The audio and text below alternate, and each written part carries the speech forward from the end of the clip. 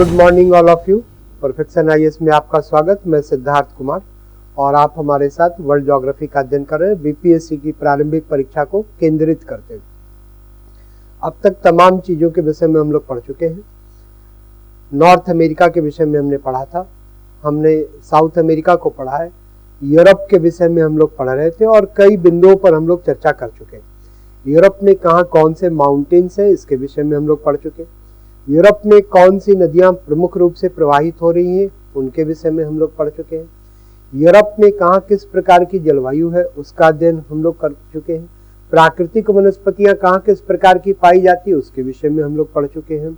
और अभी हम लोग यूरोप के विषय में पढ़ेंगे कि यूरोप में कहाँ किस प्रकार के कृषि कार्य संपन्न किए जा रहे हैं। ठीक है, तो यूरोप की कृषि के विषय में हम लोग चर्चा करते हैं। ध्यान दीजिए, जब हम लोग जलवायु और प्राकृतिक वनस्पति के विषय में पढ़ रहे थे तो यूरोप में हमने एक ग्रासलैंड की चर्चा आपसे की थी और टेम्परेट ग्रासलैंड की बात हमने की थी। दैट वाज स्टेपी, शीतोष्ण कटिबंधीय घास का मैदान यूरोप का। और हमने कहा था कि यूरोप में शीतोष्ण कटिबंधीय घास के मैदान पाए जाते जो स्टेपी के रूप में जाने जाते। ठीक है, हमने वहां आपको बताया था कि steppe is the temperate grassland of Europe. Grassland is located between 30 to 45 degree latitudes and in central part of Europe. पढ़ा था 30 से 45 डिग्री अक्षांशों में, और किसी भी कॉन्टिनेंट को अगर आप ले उस कॉन्टिनेंट के सेंट्रल पार्ट में आप जाएं तो ये इस प्रकार की ग्रासलैंड पाई जाती है, स्टेपी ग्रासलैंड पाई जाती है। स्टेपी प्रकार की घास देखने को मिलती है, ये हमने आपको बताया था। गौर कीजिए, यूरोप में यूक्रेन और रूस में 30 से 45 डिग्री अक्षांशों के बीच में ये स्टेपी ग्रासलैंड है। स्टेपी ग्रासलैंड है। ग्रासलैंड की क्या फीचर्स हैं, गौर कीजिए। इस ग्रासलैंड की क्या विशेषता पाई जा रही है।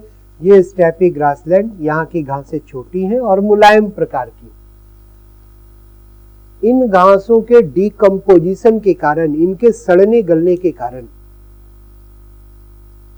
यहाँ पर ह्यूमस प्रधान काली रंग की मिट्टी का विकास होता है और उस मिट्टी को यूरोप में चरनोजम सॉइल के रूप में जानते हैं। किस प्रकार की मिट्टी है, तो चरनोजम टाइप ऑफ सॉइल है, चरनोजम प्रकार की मिट्टी है, चरनोजम। गौर कीजिए, क्या है चरनोजम। यह शब्द चरनोजम रूसी भाषा का शब्द है और इस शब्द का अभिप्राय भी होता है black colour soil. So chernozem is a black colour soil of Ukraine and Russia. Soil is developed in temperate grassland of Ukraine and Russia.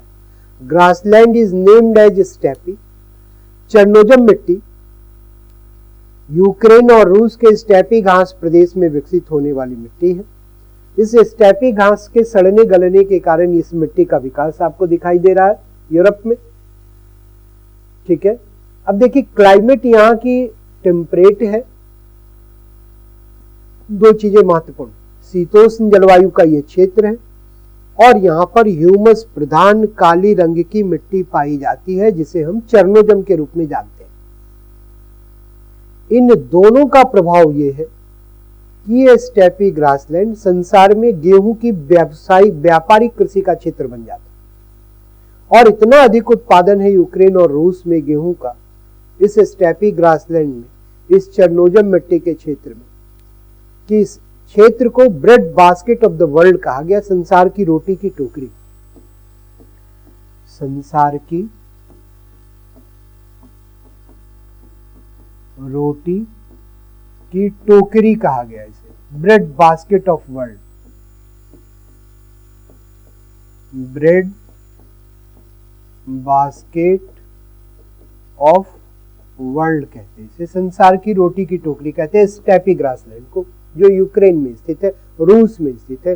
छोटी और मुलायम घासों का ये प्रदेश है। घासों के सड़ने गलने के कारण काले रंग की ह्यूमस प्रधान चरनोजम मिट्टी के विकास का ये क्षेत्र है। ये न केवल ब्रेड बास्केट ऑफ वर्ल्ड कहलाता बल्कि इसके अन्य कई उपनाम भी दिए जाते। इसे ग्रेनरीज ऑफ द वर्ल्ड कहा गया, संसार का अन्न भंडार कहा गया स्टेपी ग्रासलैंड को, और इसे स्टोर हाउस ऑफ फ्यूचर के रूप में भी जानते हैं, भविष्य के भंडार गृह के रूप में भी जानते हैं। So steppe grassland is the temperate grassland of Europe. Europe के शीतोष्ण कटिबंधीय घास भूमि के क्षेत्र है and has been significant for commercial cultivation of wheat, और गेहूं की व्यावसायिक कृषि के लिए महत्वपूर्ण रहे और इसी वजह से ब्रेड बास्केट ऑफ वर्ल्ड के रूप में ये जाने जाते हैं। ठीक है, लिसन, ध्यान दीजिए।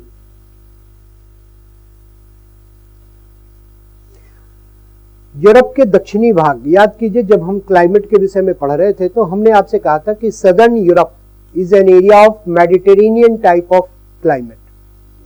यूरोप का जो दक्षिणी भाग है ये भूमध्य सागरीय जलवायु का क्षेत्र है। गौर कीजिए, भूमध्य सागरीय जलवायु का ये क्षेत्र है। याद कीजिए, यूरोप के इस दक्षिणी भाग के विषय में जब हम लोग चर्चा कर रहे थे तो हमने कहा था कि क्लाइमेट इज मेडिटेरेनियन। ये देखिए,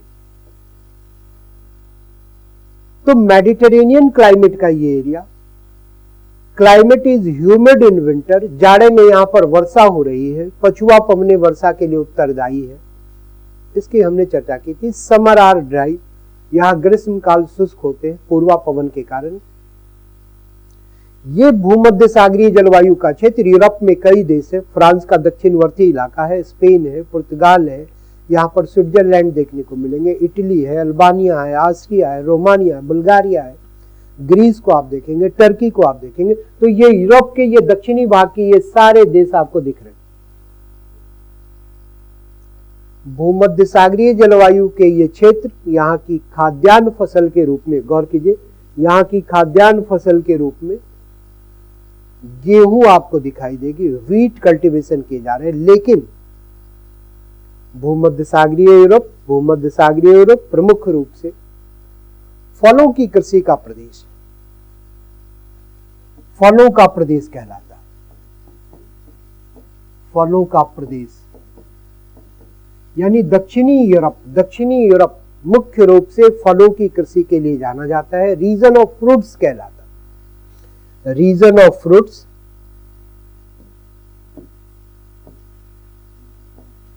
रीजन ऑफ फ्रूट्स, संसार में सबसे अधिक अगर वीटी कल्चर हो रहे हैं, अंगूर की व्यापारिक कृषि की जा रही है, तो वो दक्षिणवर्ती यूरोप में हो रही है। भूमध्य सागर से लगे हुए यूरोप के सारे देश संसार में अंगूर की व्यापारिक कृषि के क्षेत्र, अंगूर की व्यापारिक कृषि, व्यापारिक कृषि, और इसी को कहा जाता है विटीकल्चर। विटीकल्चर, तो विटीकल्चर का ये प्रदेश है। यूरोप के ये दक्षिणवर्ती देश, फ्रांस है, स्पेन है, पुर्तगाल है, इटली है, स्विट्जरलैंड में दिखाई देगा आपको, ऑस्ट्रिया में देख सकते हैं, अल्बानिया को देख सकते हैं, ग्रीस को देख सकते हैं, रोमानिया को देख सकते हैं, बुल्गारिया को देख सकते हैं, टर्की को देख सकते हैं। ये सारे देश यूरोप के अंगूर की व्यापारिक कृषि के ये प्रदेश। केवल अंगूर ही नहीं, इन सारे देशों में आपको लेमन टाइप के, नींबू प्रजाति के साइट्रस फ्रूट्स देखने को मिलेंगे, रसदार खट्टे फलों की कृषि का ये प्रदेश। तो आपको ध्यान में रखना है संसार में फलों का प्रदेश कौन सा है, तो भूमध्य सागरीय प्रदेश, भूमध्य सागरीय जलवायु के प्रदेश। अलग अलग महाद्वीपों में इसके क्षेत्र है। यूरोप में जो क्षेत्र है वो यूरोप का दक्षिणी भाग है, भूमध्य सागरीय जलवायु का, फलों की कृषि का प्रदेश, अंगूर और अन्य रसदार खट्टे फलों की कृषि का ये प्रदेश माना जाता है। गौर करें।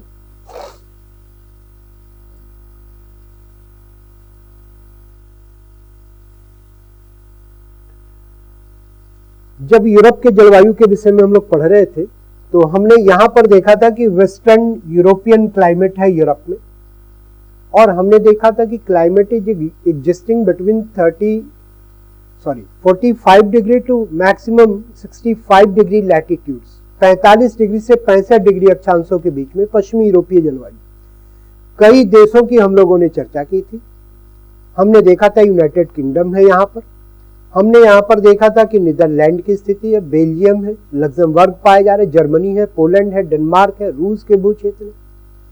तो यूरोप के कई देशों में इस क्लाइमेट की को हमने देखा था जो पश्चिमी यूरोपीय जलवायु कहलाती है। और हमने कहा था कि ये संसार का वो जलवायु प्रदेश है, जलवायु क्षेत्र है, जहां पर पछुआ पवनों के कारण सालों भर वर्षा हो रही है, लेकिन वर्षा किस प्रकार की है? मॉडरेट टाइप ऑफ रेन, हल्की वर्षा होती है। और इसीलिए हमने कहा था कि यहाँ पर ये जो एरिया है that is area of evergreen type of vegetation, ये सदाबहार प्रकार की वनस्पतियों का क्षेत्र है, हमने ये देखा था। ठीक है, ये पश्चिमी यूरोपीय जलवायु प्रदेश यूरोप में, गौर कीजिए, यहाँ पर यूके दिखाई दे रहा है, यहाँ पर नीदरलैंड है, बेल्जियम है, जर्मनी देख रहे हैं, पोलैंड को देख रहे हैं और बाकी के देश आपको दिखाई दे रहे हैं, डेनमार्क दिख रहे हैं। ये संसार में डेयरी कृषि के प्रदेश के रूप में आइडेंटिफाई किए जाते हैं, डेयरी कृषि होती है।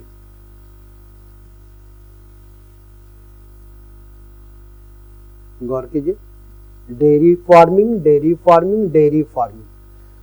तो डेयरी कृषि क्या मीनिंग है इसके? दूध उत्पादन के लिए व्यापारिक पशुपालन। ये सारे देश यूरोप के, यूके है, नीदरलैंड है, यहां पर फ्रांस का उत्तरवर्ती इलाका आपको देखने को मिल रहा है, बेल्जियम है, लग्जमबर्ग है, जर्मनी है, पोलैंड है, इन सारे देशों में व्यापारिक पशुपालन किए जा रहे हैं दूध उत्पादन के लिए। यहाँ की climate is fit for dairy farming. Western European climate is fit for dairy farming. पश्चिमी यूरोपीय जलवायु डेयरी की कृषि के लिए उपयुक्त मानी जाती है। ठीक है, तो डेयरी कृषि किए जा रहे हैं यूरोप में। इतना अधिक दूध का उत्पादन है इन देशों में कि उनके बाई प्रोडक्ट तैयार किए जाते हैं और यूरोप के बाजारों में, विश्व के बाजारों में उसे भेजा जाता है। तो पशुपालन, डेयरी कृषि किए जा रहे हैं इन क्षेत्रों में। और अगर आप जाने तो यूरोप का ये इलाका जो पश्चिमी यूरोपीय जलवायु का क्षेत्र है, ये फ्लोरिकल्चर के लिए भी जाना जाता है। फूलों की व्यापारिक कृषि का ये प्रदेश है। नीदरलैंड वगैरह को आप देखें, गुलाब की कृषि में एक अग्रणी देश के रूप में विश्व में माना जाता है नीदरलैंड को। तो तमाम प्रकार के फूलों का उत्पादन भी यूरोप के इन देशों में किया जा रहा है। सो डेयरी फार्मिंग और फ्लोरिकल्चर। इसके अतिरिक्त आप यहां पर देखेंगे शुगर बीट का उत्पादन किया जा रहा है, आलू की कृषि हो रही, राई का उत्पादन यहां पर किया जा रहा है और दूसरी फसलें भी उत्पादित की जा रही। तो प्रमुख रूप से आपको ध्यान में रखना है कि western European climate is fit for dairy farming, Mediterranean climate is fit for fruits and temperate grassland steppe is fit for commercial cultivation of wheat. तो यूरोप के इन अलग अलग क्षेत्रों में अलग अलग प्रकार के उत्पादन, कृषि उत्पादन लिए जा रहे हैं। तो यूरोप की कृषि के विषय में हमने बहुत सारी चीजों पे चर्चा की। हमने भूमध्य सागरीय प्रदेश को कहा कि फलों का प्रदेश है, अंगूर की व्यापारी की कृषि का ये प्रदेश है हमने कहा। फिर हमने कहा कि स्टेपी ग्रासलैंड है जहां पर गेहूं की व्यवसायिक कृषि हो रही, व्यापारिक कृषि हो रही।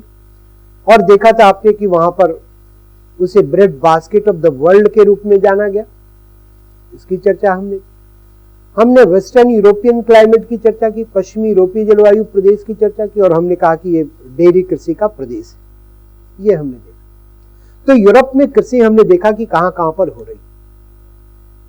यूरोप में खनिज संपदा भी पाई जाती और खनिजों के खनन भी भिन्न भिन्न क्षेत्रों से किए जाते और कई क्षेत्र ऐसे हैं यूरोप में जो खनिज के लिए महत्वपूर्ण माने जाते हैं। खनिजों पे हम लोग चर्चा करते हैं, यूरोप के महत्वपूर्ण हो सकता है आपके प्रीलिम्स पॉइंट ऑफ व्यू से। गौर कीजिए, रूर,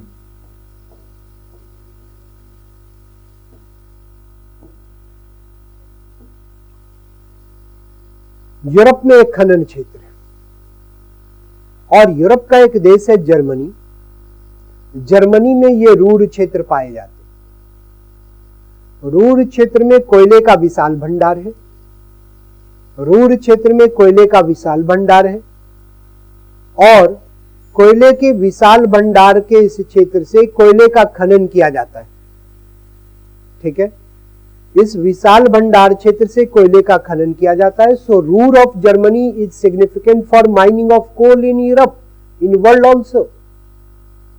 तो आपको ध्यान में रखना है कि रूर क्षेत्र जर्मनी में है और कोयला खनन के लिए यह माना जाता है, प्रसिद्ध है। दूसरे क्षेत्र पर ध्यान दीजिए, किरुना, किरुना यह भी एक माइनिंग एरिया है यूरोप का। और स्वीडन में it has been significant for mining of iron ore in Europe. Europe में यहां से आयरन ओर लौहयस्क का खनन किया जाता है किरुना से। किस देश में है? स्वीडन, स्वीडन में है और लौहयस्क का खनन किया जाता है यहां से किरुना से। तो रूर क्षेत्र हमने देखा जर्मनी में है, कोयला खनन हो रहा है। किरुना हमने देखा स्वीडन में है, यहां से लौहयस्क का खनन किया जा रहा है। फिर ध्यान दीजिए,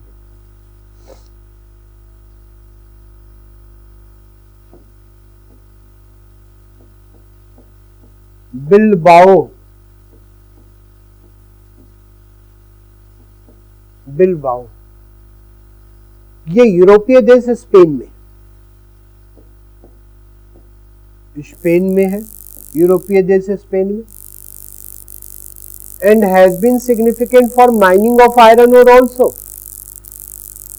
ये एक माइनिंग सिटी है स्पेन का, खनन नगर है, और यहां से भी लौहयस्क का खनन किया जाता है। लौहयस्क के खनन किए जाते हैं। ठीक है, तो किरुना जो स्वीडन में है वहां से भी लौहयस्क खनन किया जा रहा है। बिलबाओ जो स्पेन में है यहां से भी लौहयस्क का खनन किया जा रहा है। ध्यान दीजिए, उत्तरी सागर, उत्तरी सागर है, और यहां के अवसादी चट्टानों में नॉर्थ सी के सेडिमेंट्री रॉक्स में पेट्रोलियम रिजर्व पाए जाते, खनिज तेल के भंडार पाए जाते। यूनाइटेड किंगडम और फ्रांस दोनों यहां से पेट्रोलियम माइनिंग करते हैं। पेट्रोलियम उत्तरी सागर से ये दोनों देश यूके और फ्रांस पेट्रोलियम खनन करते हैं। यूके और फ्रांस दोनों पेट्रोलियम खनन करते हैं। कहां से? उत्तरी सागर। फ्रांस में एक जगह है लॉरेन, लॉरेन, लॉरेन फ्रांस में है, और यहां से भी आयरन ओर लौहयस्क का खनन किया जाता है। लौहयस्क का खनन किया जाता है लॉरेन से। ठीक है, तो रूर से कोयला, किरुना से लौहयस्क, बिलबाओ से लौहयस्क, लॉरेन से लौहयस्क, उत्तरी सागर से पेट्रोलियम माइनिंग किए जाते।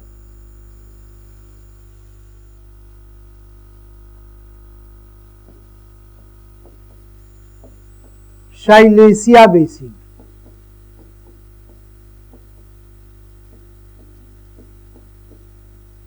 यूरोपीय देश पोलैंड में है, और यहां से कोल माइनिंग किए जाते हैं, कोयले का खनन किया जाता है। ठीक है, गौर कीजिए। डोनबास, डोनबास क्षेत्र है, बहुत ही इंपॉर्टेंट। डोनबास यूक्रेन में अवस्थित है, और यह डोनबास क्षेत्र यूक्रेन का ये डोनबास क्षेत्र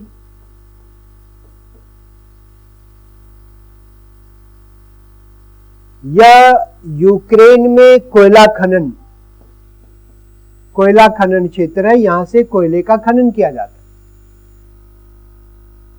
तो यूरोप के अलग अलग क्षेत्रों से अलग अलग प्रकार के खनिजों के खनन हमें देखने को मिलते हैं। कई प्रकार के खनिज हमें देखने को मिलते हैं। ठीक है, तो आज हम लोगों ने यूरोप में कई चीजों पर चर्चा की। हमने देखा कि यूरोप में कृषि कहां पर किस प्रकार की हो रही है। हमने यह देखा कि यूरोप में कहां से कौन से खनिज मिल रहे हैं। नटसेल में हम चीजों को फिर से रिकॉल करते हैं। भूमध्य सागरीय जलवायु फलों का प्रदेश है, अंगूर की व्यापारिक कृषि का प्रदेश है।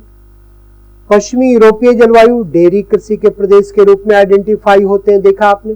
स्टेपी ग्रासलैंड है, गेहूं की व्यापारिक कृषि का यह क्षेत्र है, ये आपने देखा। यूरोप में कई क्षेत्र हमने देखे जहां से खनन किए जा रहे हैं। रूर की चर्चा मैंने आपसे की, जर्मनी में है, कोयला खनन के लिए प्रसिद्ध है। लॉरेन की चर्चा हमने की, फ्रांस में है, आयरन ओर माइनिंग किए जा रहे हैं। किरुना की चर्चा हमने की आपसे, स्वीडन में है, यहां से भी आयरन ओर माइनिंग किए जा रहे हैं। स्पेन का माइनिंग सिटी है बिलबाओ, आयरन ओर माइनिंग किए जा रहे हैं। नॉर्थ सी को हमने देखा, यहां से आपने देखा पेट्रोलियम माइनिंग किए जा रहे हैं। यूके और फ्रांस दो देश माइनिंग कर रहे हैं। फिर आपने यहां पर डोनबास को देखा, यूक्रेन में है, कोयला खनन के लिए प्रसिद्ध है, ये हमने देखा। और फिर हमने देखा कि साइलेशिया बेसिन जहां पोलैंड में है, यहां से भी कोल माइनिंग किए जा रहे हैं। ठीक है, तो यूरोप की कई चीजों पे हम लोगों ने चर्चा की। आगे भी हम लोग महत्वपूर्ण चीजों पर चर्चा करते रहेंगे और बीपीएससी को केंद्रित करके हम लोग इन सारी चीजों पर चर्चा कर रहे हैं। तो फिर से हम लोग मिलेंगे अगले लेक्चर में। Have a nice day.